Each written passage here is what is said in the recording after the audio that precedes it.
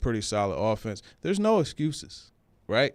And Yeah. I think you look at this, there really aren't. I mean, you could use the excuse first year in the offense, but you really can't say, okay, well, you know what? His O-line wasn't good. This O-line is going to be solid. Good, potentially, but at least solid. Good enough. Pass catchers are there. Options, upon options. The scheme, like everything is set up. So this is really an opportunity to see what you have. And if you have something this year and next year, and it's so perfect. Like this could be the perfect storm for the Titans in that they have a roster that needed to be purged, a lack of talent. They went out and they have money. They have capital to do it, right? And now you have a quarterback. It's this situation is like 2011 for the 49ers and the Seahawks, right? Yeah. And it's funny because Colin Kaepernick was drafted in the second round. Yep. 42 or 41 overall, I think it was. I almost said Ricky Wilson. Russell Wilson was drafted in the third round. Both of these guys quickly supplanted veterans. In Seattle's case, it was a high-priced veteran that they were able to get rid of. Alex Smith was a guy, still on the first on a decent deal. They got rid of him eventually, and now you had a quarterback who you say, we could win with him. We could win it all if we put the pieces around. And that's why you saw those teams start to invest all that money, you know what I mean? And they became competitive and even went to Super Bowls. Seattle's case, they won it. And they played 2 years later in the NFC Championship, that thriller with Crabtree and Sherman in the back of the end zone.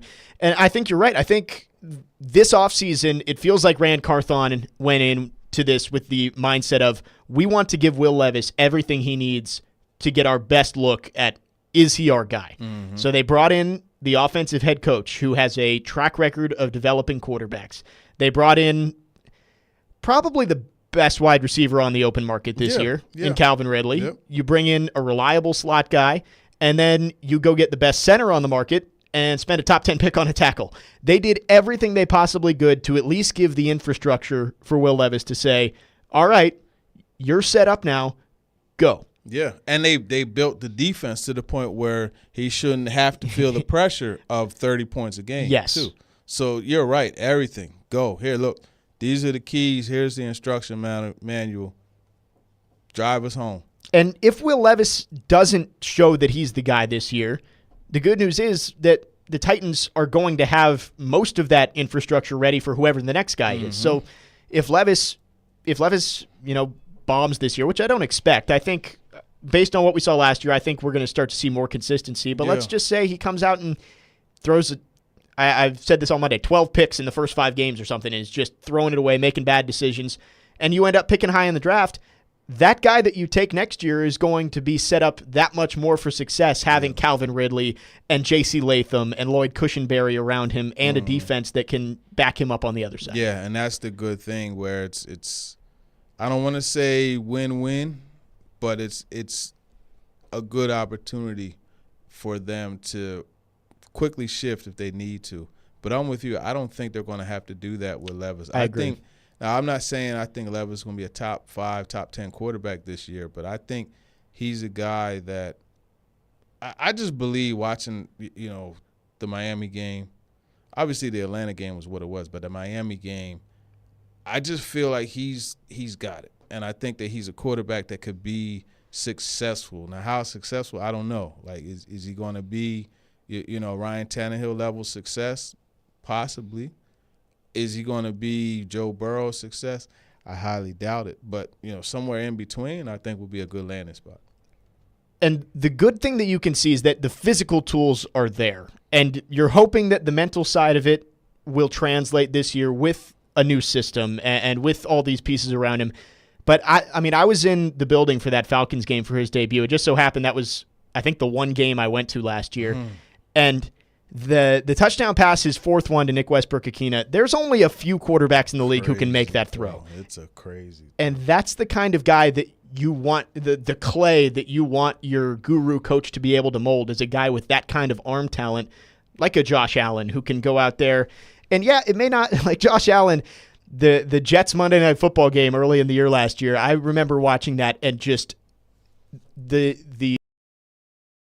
Rodgers in the league can make. So if Will Levis can get the mental side, he's got the physical tools to do the it. physical tools are absolutely there. And you even look, with how they're working on the base. Like his base, he's gotten more twitchy with his footwork and his base. So you got that too. And, some of those throws, man, it's not just that one. Like there was one he threw to Burks on the sideline, and he dropped it in the bucket.